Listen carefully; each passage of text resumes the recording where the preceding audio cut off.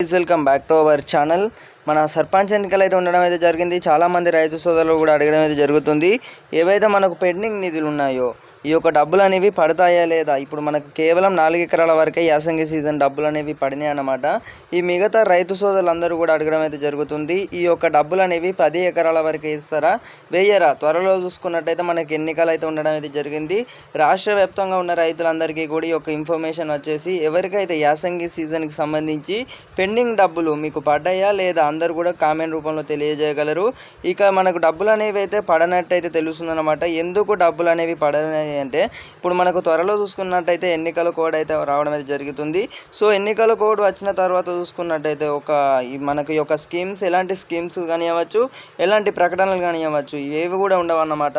So ఈ యొక్క pending నిధులకు సంబంధించి మనకు రాష్ట్ర ప్రభుత్వం అనేది ఏమైనా నిర్ణయం తీసుకోబోతుందా, మరి ఈ యొక్క బడ్జెట్ అనేది ఇప్పుడు మనకి ఈ యొక్క రైతు భరోసాకు సంబంధించి యాసంగి సీజన్కి సంబంధించి చూసుకున్నట్టయితే ఈ యొక్క బడ్జెట్ అనేది కూడా మనకు ఈ యొక్క పట్కకు పెట్టారు. మరి ఖాతాలో ఎందుకు జమ చేయలేకపోతున్నారు? ఇప్పటికే చూసుకున్నట్టయితే ఒక వానాకాలం సీజన్కి సంబంధించి రైతుల అకౌంట్లో పూర్తి స్థాయిలో డబ్బులు అనేవి అయితే పడినట్టయితే తెలుస్తుంది. మనకి ఈ యొక్క ఏవైతే డబ్బులు ఉన్నాయో ఎండాకాలం డబ్బులు అన్నమాట. ఎండాకాలం సంబంధించి చూసుకున్నట్టయితే ఇప్పటివరకు కూడా ఎలాంటి ప్రకటనలు కానివ్వచ్చు, కేవలం 4 ఎకరాల వరకే వేసి ఆ తర్వాత ఉన్న రైతులందరూ కూడా ఈ యొక్క డబ్బుల కోసం అయితే ఎదురు చూడడం అయితే జరుగుతుంది. మనకు మొన్న చూసుకున్నట్టయితే ఈ యొక్క వానాకాలం సీజన్ డబ్బులకు సంబంధించి కూడా అందరికీ కూడా డబ్బులు అనేవి అయితే పడ్డాయి.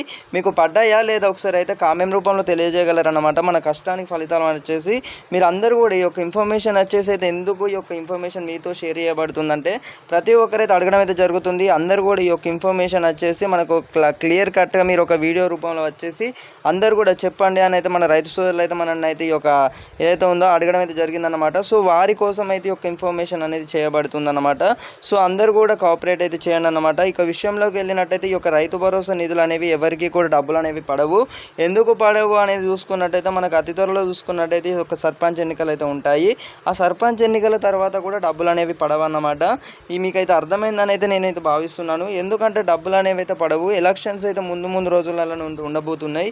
ఎలక్షన్స్ ఉన్న నేపథ్యంలో చూసుకున్నట్టయితే మనకు డబ్బులకు సంబంధించి ఈ యొక్క రాష్ట్ర ప్రభుత్వానికి సంబంధించి చూసుకున్నట్టయితే ముఖ్యమంత్రి రేవంత్ రెడ్డి గారి నుంచి అయితే ఆదేశాలు అయితే రావాల్సి ఉంటుంది. కానీ మనకు ఎలాంటి ప్రకటనలు కానివ్వచ్చు, ఎక్కడ కూడా ఈ యొక్క సందు లేకుండానైతే ఒకప్పుడు చూసుకున్నట్టయితే మన న్యూస్ ఛానళ్ళలో కానివ్వచ్చు, ఎక్కడ చూసినా కూడా రైతు భరోసా అనేది ఒక మోత మోగిందన్నమాట. కానీ ఇప్పుడు చూసుకున్నట్టయితే మనకి ఈ యొక్క పెండింగ్ నిధులకు సంబంధించి ఎలాంటి కూడా ఎక్కడ కూడా మాట్లాడట్లేదు, ఎవరు కూడా పట్టించుకోవడం లేదన్నమాట.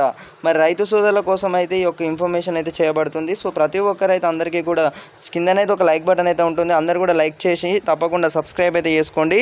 సబ్స్క్రైబ్ చేసుకున్నట్లయితే మేము ఇచ్చే ప్రతి ఒక్క లేటెస్ట్ అప్డేట్స్ కానివ్వచ్చు అందరూ కూడా తెలుసుకోవడం అయితే జరుగుతుందన్నమాట. సో జై హింద్, మళ్ళీ కలుసుకుందాం.